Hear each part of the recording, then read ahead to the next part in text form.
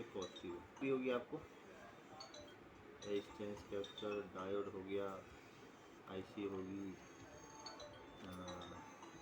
ओबीपी होगी, जहाँ भी लाइन जा रही है। हम 4-5 पार्ट लेके चले। रेजिस्टेंस कैपेसिटर हो गया, डायोड हो गया, ठीक है, ओबीपी वाला सॉल्वर ले लिया, फिर चार्जिंग आईसी ले लिया, ठीक है।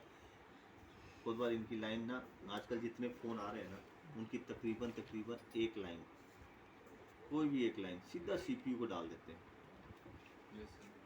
आप तो सर्किट देखोगे ना, तो इधर डाटा भी नहीं चला, ये देखो, ये हमारा सीपीयू है, ठीक है। ये ईएमएमसी हो गया, ये हमारा पावर हो गया, ये जैक हो गया बोर्ड के, ठीक है। ये सिम ट्रे है हमारे, ठीक है। इस पर क्लिक करा एक पॉइंट पे, यहाँ पे आके रुक गया ना।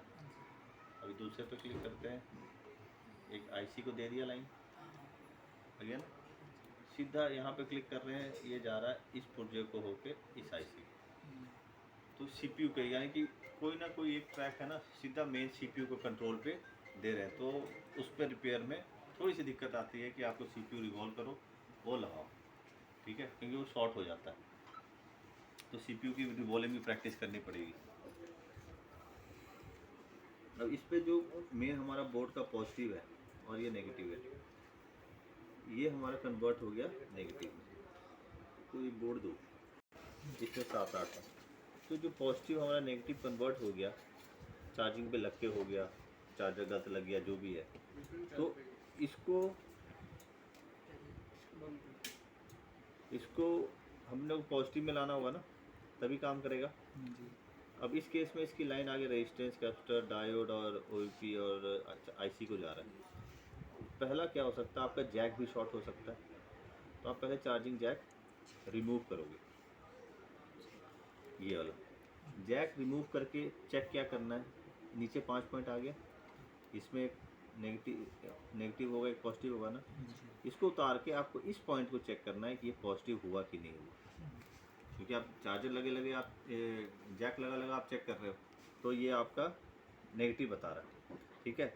अब जैक उतारने के बाद हमें चेक करना है कि ये नेगेटिव है कि नहीं।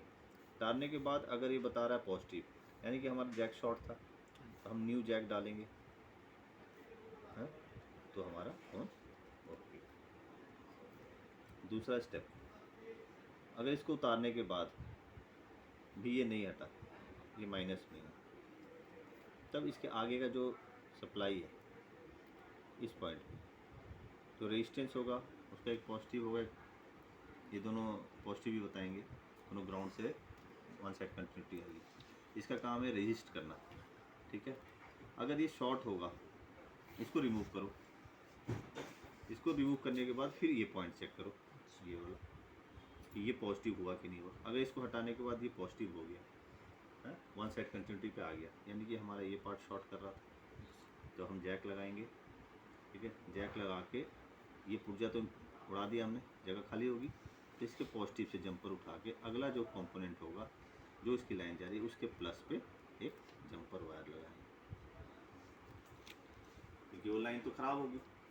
ये भी हो सकता है कि रेजिस्टेंस ख़राब हो गया हो हमारा, अगर रेजिस्टेंस उतारने के बाद नीचे के दोनों पॉइंट आपके पॉजिटिव बता रहे हैं, यानी कि हमारा ये जो पार्ट्स लगा हुआ था यही उड़ा है, नीचे लाइन नहीं ख़राब हुई है, हम न्यू रेजिस्टेंस लगा देंगे, तो फिर ये जंपर की ज़रूरत नहीं है। न्यू रेजिस्टेंस लगा के ठीक है, तो न्यू जंपर की ज़रूरत नहीं है। सेम इसको उतारने के बाद भी नहीं हटा, तो अगला पार्ट के साथ वही काम करेंगे, फिर ये, ऐसे वन बाय स्टेप, जब तक ये नहीं।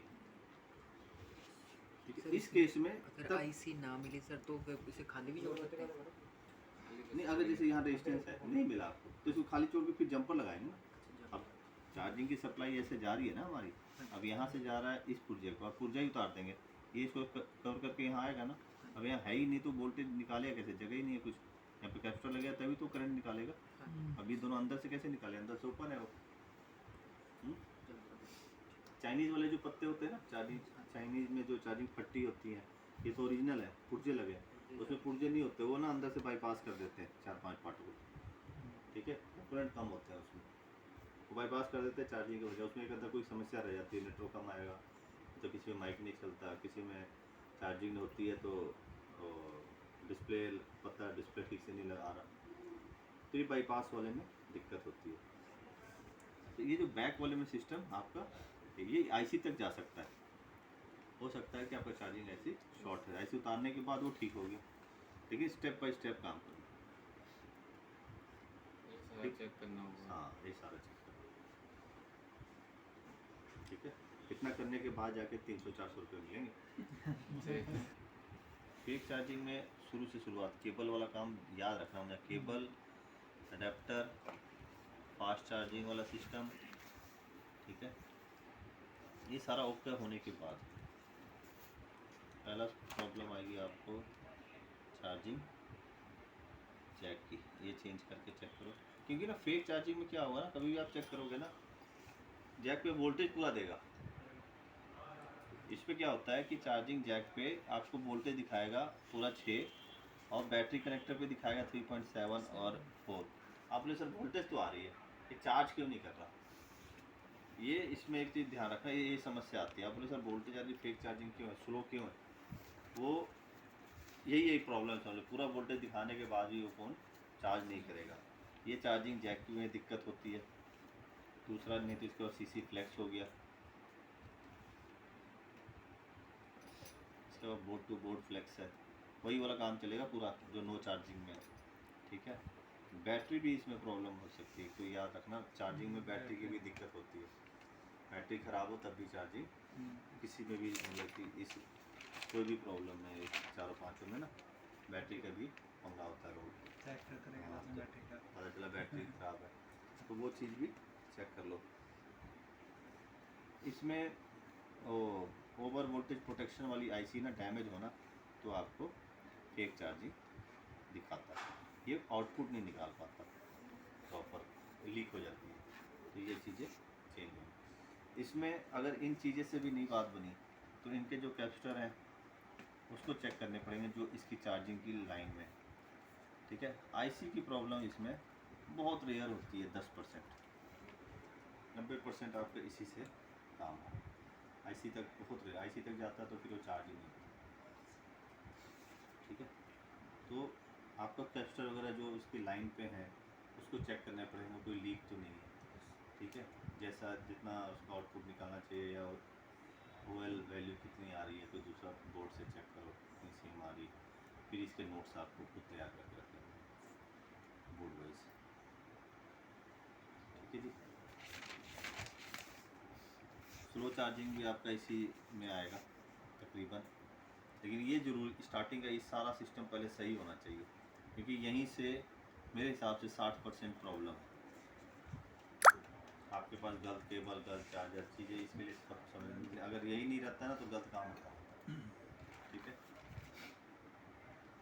तो जैक की प्रॉब्लम ये है मोटा आपका चार्जर। अब इसके लिए प्रैक्टिस चाहिए आपको, जैक लगाना